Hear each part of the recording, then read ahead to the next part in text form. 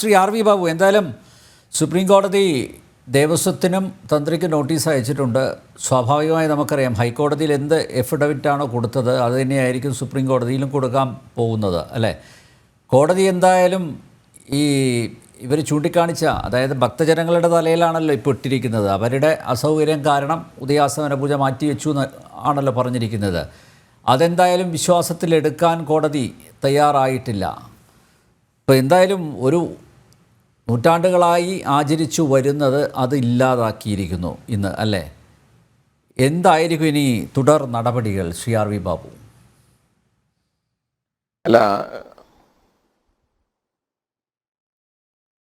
Supreme കോടതി ഈ വിഷയത്തിൽ നോട്ടീസ് അയച്ചിരിക്കുന്നു. ആ നോട്ടീസ് അനുസരിച്ച് തന്ത്രിയും ദേവസ്വം മാനേജിംഗ് കമ്മിറ്റിയും കൊടുക്കുന്ന മറുപടി വളരെ പ്രസക്തമാണ്. നമുക്ക് കാത്തിരിക്കുക എന്നുള്ളത് മാത്രമേ നിവൃത്തിയുള്ളൂ. സുപ്രീം കോടതിയുടെ തീരുമാനം ഈ വിഷയത്തിൽ അന്തിമമായിരിക്കുകയും ചെയ്യും. അതുകൊണ്ട് നമുക്ക് നല്ലത് വരും എന്ന് തന്നെ പ്രാർത്ഥിക്കാനേ കഴിയൂ.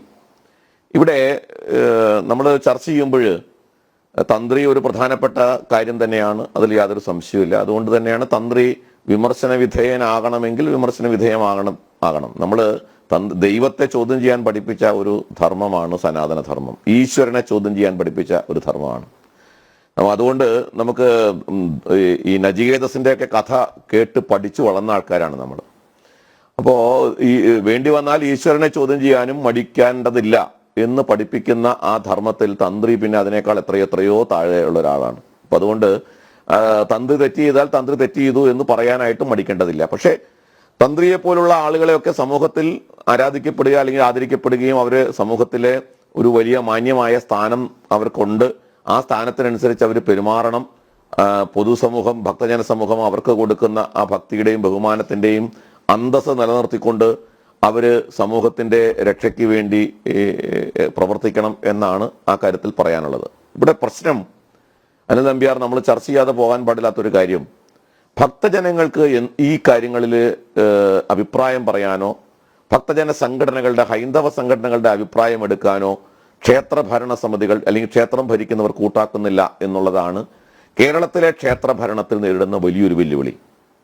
ഭക്തജന സംഘടനകളുടെ അഭിപ്രായം എന്താണ്, ഹിന്ദു സംഘടനകളുടെ അഭിപ്രായം എന്താണ് എന്നതിനെക്കുറിച്ച് ആ അഭിപ്രായം അവർ രേഖപ്പെടുത്തിയാൽ, ഇപ്പൊ ഈ വിഷയത്തിൽ തന്നെ ഉദയാസ്തമയ പൂജ അല്ലെങ്കിൽ മാറ്റിയ സമയത്ത് തന്നെ ഹിന്ദു സംഘടനകൾ ശക്തമായ രീതിയിൽ രംഗത്ത് വന്നിരുന്നു. അപ്പോൾ ഹൈന്ദവ സംഘടനകളെ വിളിച്ചു വരുത്തി അല്ലെങ്കിൽ ഇതുമായി ബന്ധപ്പെട്ട് പ്രതിഷേധിക്കുന്ന ആളുകളുമായിട്ട് ചർച്ച ചെയ്ത് അവരെ കൂടി കേട്ട് അവരെ കൺവിൻസ് ചെയ്യിച്ചുകൊണ്ടുള്ള ഒരു നിലപാടിലേക്ക് ഒരു സമയത്തും ഗുരുവായൂർ ദേവസ്വം എന്നല്ല ഒരു ദേവസ്വം ബോർഡും എടുക്കാറില്ല. അവര് തന്നിഷ്ടപ്രകാരം തീരുമാനങ്ങൾ എടുക്കുകയാണ്. അവരുടെ തീരുമാനം അനുസരിച്ചിട്ടാണ്. ഇപ്പോ ഈ അടുത്ത ദിവസങ്ങളിൽ വന്ന ചില കോടതി വിധികൾ ഈ തരുണത്തിൽ നമ്മുടെ ചർച്ചയിൽ കടന്നു വരേണ്ടതാണ്. ഇപ്പൊ ഇന്ന് നമുക്കറിയാം, ഹൈക്കോടതി വളരെ രൂക്ഷമായ ഭാഷയിൽ തിരുവിതാംകൂർ ദേവസ്വം ബോർഡിനോടാണത് പറഞ്ഞിരിക്കണമെങ്കിലും മലബാർ ദേവസ്വം ബോർഡിനും കൊച്ചിൻ ദേവസ്വം ബോർഡിനും ഗുരുവായൂർ ദേവസ്വം ബോർഡിനും ഒക്കെ ബാധകമായിട്ടുള്ള കാര്യമാണ്. അതായത് രാഷ്ട്രീയ നേതാക്കന്മാരുടെ ഫ്ലക്സ് ബോർഡുകൾ, ഭീമാകാരമായ ഫ്ലക്സ് ബോർഡുകൾ നാലമ്പലത്തിനകത്ത് വരെ പ്രദർശിപ്പിക്കുക, ദേവനേക്കാൾ പ്രാധാന്യത്തോടുകൂടി, ശാന്തിക്കാരനേക്കാൾ വലിയ ഈശ്വരൻ എന്ന് പറയുന്ന, അല്ല, ഈശ്വരനേക്കാൾ വലിയ ശാന്തിക്കാരൻ എന്ന് പറയുന്ന പോലെ ദേവനേക്കാൾ വലിയ ഫ്ലക്സ് ബോർഡുകൾ പ്രദർശിപ്പിച്ചുകൊണ്ട് മുഖ്യമന്ത്രിയുടെ, ദേവസ്വം ബോർഡ് പ്രസിഡന്റിന്റെ, ദേവസ്വം മന്ത്രിയുടെ, ട്രേഡ് യൂണിയൻ നേതാവിന്റെ ഒക്കെ ഫ്ലക്സ് ബോർഡുകൾ പ്രദർശിപ്പിക്കുന്നതിനെതിരെ രൂക്ഷമായ ഭാഷയിൽ ഹൈക്കോടതി ഇതിനു മുൻപ് പറഞ്ഞു, ഇന്ന് വീണ്ടും പറയുകയുണ്ടായി. അത് ഇപ്പോൾ ഈ ഗുരുവായൂർ ഏകാദശി പോലെ തന്നെ വളരെ ചർച്ച ചെയ്യപ്പെടേണ്ട ഒരു വിഷയമാണ്. ക്ഷേത്രങ്ങൾ എങ്ങനെ, ഹൈന്ദവ സംഘടനകളെ, ഇതെല്ലാം ചെയ്യുന്നപ്പോൾ നമ്മൾ മനസ്സിലാക്കേണ്ടത് ഭക്തജന സംഘടനകളെ ക്ഷേത്രത്തിന്റെ സന്നിധിയിൽ നിന്ന് അവർ പുറത്താക്കി. അത് ശബരിമലയിലായാലും ഗുരുവായൂരിലായാലും തിരുവിതാംകൂർ ദേവസ്വം ബോർഡിലായാലും കൊച്ചിൻ ദേവസ്വം ബോർഡിലായാലും ഭക്തജന സംഘടനകളെ മുഴുവൻ പുറത്താക്കി. ക്ഷേത്രത്തോടും ക്ഷേത്ര ആചാരങ്ങളോടും വിശ്വാസത്തോടും ഭക്തിപൂർവം അനുസരിച്ച് പ്രവർത്തിക്കുന്ന സംഘടനകളെയും പ്രസ്ഥാനങ്ങളെയും അല്ലെങ്കിൽ ആളുകളെയും ഒക്കെ പുറത്താക്കിയിട്ട് രാഷ്ട്രീയ ലക്ഷ്യത്തോടു കൂടി പ്രവർത്തിക്കുന്ന ക്ഷേത്രങ്ങൾ രാഷ്ട്രീയ പ്രസ്ഥാനങ്ങളുടെ കേന്ദ്രമായി പ്രവർത്തിക്കുന്ന തരത്തിലേക്ക് ക്ഷേത്രങ്ങൾ പിടിച്ചടക്കാൻ തുടങ്ങി. ക്ഷേത്രങ്ങൾ പിടിച്ചടക്കണം എന്ന് പാർട്ടി തീരുമാനിക്കുന്ന സ്ഥിതിയുണ്ടായി.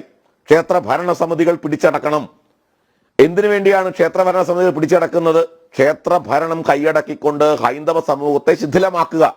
ഹിന്ദുക്കൾ ഏകീകരിക്കുന്നത് ക്ഷേത്രങ്ങളിലൂടെയാണെങ്കിൽ ആ ക്ഷേത്രങ്ങൾ തങ്ങളുടെ കൈപ്പിടിയിലാക്കി ഹിന്ദുക്കളെ ശിഥിലമാക്കുക എന്ന ലക്ഷ്യത്തോടു കൂടിയിട്ടാണ് അത്തരം നടപടികളൊക്കെ സ്വീകരിച്ചത്. അപ്പോ അതിന്റെ ഭാഗമാണ് ഈ പറയുന്ന ഫ്ലക്സ് ബോർഡുകളൊക്കെ. ഇതെല്ലാം ഒരു ഭാഗത്ത് നടക്കുമ്പോൾ മറുഭാഗത്തോ ഇതേ കോടതി തന്നെ ചില കാര്യങ്ങളിൽ നടത്തുന്ന ഇടപെടലുകൾ നമുക്ക് ആശങ്കയുണ്ടാക്കുന്നു. ഇപ്പോൾ ക്ഷേത്ര ഉത്സവങ്ങളിൽ കോടതി ഇടപെട്ട് ചില ഗൈഡ് ലൈൻസ് ഇറക്കുന്നു. ആ ഗൈഡ് ലൈൻസ് ക്ഷേത്ര ഉത്സവങ്ങളെ തന്നെ ഗുരുതരമായി ബാധിക്കുന്ന തരത്തിലായിട്ട് മാറുന്നു. ഇപ്പോ ആനയുടെ കാര്യത്തിൽ കോടതിക്ക് വല്ലാത്ത ആശങ്കയാണ്. ആനയുടെ കാര്യത്തിൽ മാത്രമാണ് ഈ ആശങ്ക.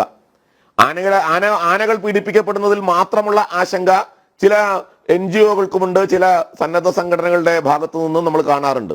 എന്നാൽ പല സന്ദർഭങ്ങളിലും ആയിരക്കണക്കിന് മൃഗങ്ങളെ കൂട്ടത്തോടെ കൊന്നൊടുക്കുന്ന തരത്തിലുള്ള കെട്ടുകാഴ്ചകൾ നടത്തിക്കൊണ്ട് വലിയ വലിയ പന്തല് കെട്ടി ഈ പിറ്റേ ദിവസം അറക്കാൻ വെക്കുന്ന മൃഗങ്ങളെ മുഴുവൻ പരസ്യമായി പ്രദർശിപ്പിച്ച് ഒക്കെ നടത്തുന്ന മത ചടങ്ങുകൾ കോടതിക്ക് വിഷയമല്ല. കോടതി എത്രയോ തവണ ഉത്തരവിട്ടിട്ടുണ്ട്. അതായത് ലൈസൻസ് ഉള്ള അറവുശാലകളിൽ വേണം മൃഗങ്ങളെ അറക്കാൻ. ഈ മാംസം ഇങ്ങനെ പരസ്യമായി കെട്ടിത്തൂക്കിയിടാൻ പാടില്ല. ഈ കൊന്ന് മൃഗങ്ങളെ തൊലിയുരിച്ച് പരസ്യമായി പ്രദർശിപ്പിക്കാൻ പാടില്ല എന്ന് കോടതിയുടെ ഉത്തരവുണ്ട്. പക്ഷേ കോടതിയുടെ കൺമുമ്പിൽ ഇതെല്ലാം നടക്കുകയല്ലേ. കോടതി എന്ത് നിലപാടെടുക്കുന്നു? കോടതി ഒരു നിലപാടെടുക്കുന്നില്ല. അപ്പോ കോടതിയിലെ ചില ജഡ്ജിമാരുടെ, ഞാൻ 2009 എന്നാണ് എൻ്റെ ഓർമ്മ, 2006 അന്നത്തെ ഹൈക്കോടതി ജസ്റ്റിസ് അദ്ദേഹം 11 മണിക്ക് ശേഷം പൂരം ആഘോഷത്തിന്റെ എഴുന്നള്ളിപ്പ് പാടില്ല എന്ന് തീരുമാനമെടുത്തു. ഉത്തരവിറക്കി. രാത്രി 11 മണിക്ക് ശേഷം പൂരം എഴുന്നള്ളിപ്പ് പാടില്ല എന്ന്. അതിനെ ചോദ്യം ചെയ്തുകൊണ്ട് ഭക്തജനങ്ങൾ കോടതിയിൽ പോയി. ആ കോടതി വിധിയിൽ അതൊരു സിംഗിൾ ബെഞ്ച് വിധിയായിരുന്നു. അതിന്റെ ഡിവിഷൻ ബെഞ്ച് ജസ്റ്റിസ് KT ശങ്കരനും സിരിജകന്റെയും വിധി ബെഞ്ച് അതിനെ റദ്ദാക്കി കളയുണ്ടായി. അപ്പോൾ ഈ കുറെ കാലമായിട്ട് ഇത്തരത്തിൽ ചില നടപടികളുണ്ട്. ക്ഷേത്ര വിശ്വാസങ്ങളെ തകർക്കുക, ആചാരങ്ങളെ തകർക്കുക, ക്ഷേത്ര ഉത്സവങ്ങളെ ഗുരുതരമായി ബാധിക്കുന്ന തരത്തിൽ ക്ഷേത്ര ഉത്സവങ്ങൾ വരുമ്പോൾ വിവാദങ്ങളെയും കൊണ്ടുവരികയാണ് ഒപ്പം തന്നെ. അപ്പൊ ക്ഷേത്ര ഉത്സവങ്ങൾ കടന്നു വരുമ്പോൾ ഒപ്പം തന്നെ വിവാദങ്ങളും കൊണ്ടുവന്ന് ക്ഷേത്ര ഉത്സവങ്ങളെ വിവാദത്തിലാക്കി അതിന്റെ മഹത്വം, പവിത്രത, അതിനെ സംബന്ധിച്ചുള്ള ഭക്തജനങ്ങളുടെ വിശ്വാസം ഇതൊക്കെ തകർക്കുക എന്ന ലക്ഷ്യത്തോടു കൂടി ഈ തരത്തിൽ ചില പ്രവർത്തനങ്ങളും നടക്കുന്നു. അപ്പൊ അതും കൂടി നമ്മൾ കാണേണ്ടതുണ്ട്. അപ്പൊ ഇതെല്ലാം തീർത്തും നിഷ്കളങ്കമായി നടക്കുന്നതാണ് എന്ന് വിശ്വസിക്കാൻ നമുക്ക് നിവൃത്തിയില്ല. അവിടെ തന്ത്രി ഇത്തരം അജണ്ടയ്ക്ക് കൂട്ടുനിൽക്കുന്നു എന്നുള്ളതാണ് നമ്മുടെ വേദന.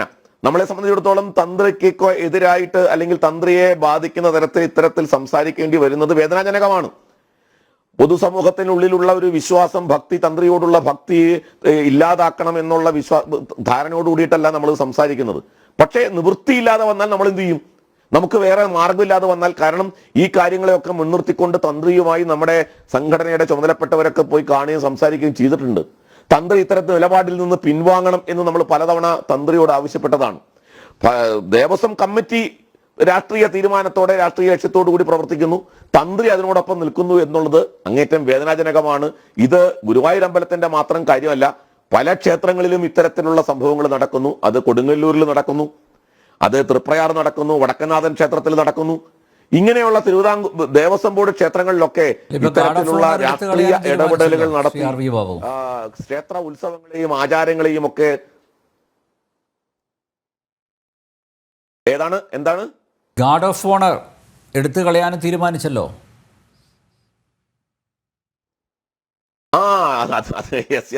അതെ ഗാർഡ് ഓഫ് ഓണർ. അത് പിന്നെ കോടതിയല്ല, സർക്കാർ, പോലീസ് വകുപ്പ് തന്നെ തീരുമാനിക്കുകയാണ്. ഗാർഡ് ഓഫ് ഓണർ എടുത്തു കളയാൻ തീരുമാനിക്കുക. ഇപ്പോ തിരുവനന്തപുരം കേന്ദ്രീകരിച്ച് ഹിന്ദു സംഘടനകളുടെ പ്രക്ഷോഭത്തിലാണ്. ഹിന്ദു സംഘടനകളുടെ പ്രക്ഷോഭം ഇന്നും നാളെയൊക്കെ ആയിട്ട് നടക്കുകയാണ്. അവിടെ ഗാർഡ് ഓഫ് ഓണർ എടുത്തു കളയുക. ഈ ഗാർഡ് ഓഫ് ഓണർ എന്തിന്റെ ഭാഗമായിട്ട് കടന്നു വന്നതാണ്? ഗാർഡ് ഓഫ് ഓണർ എടുത്തു കളയണേ കളയൂ. പക്ഷെ അങ്ങനെയാണെങ്കിൽ ക്ഷേത്രങ്ങളും വിട്ടുകൊടുക്കുന്നത് എന്തിനാണ് സർക്കാർ വെച്ചുകൊണ്ടിരിക്കുന്നത്? ഇത് രണ്ടും എങ്ങനെയാണ് നമുക്ക്?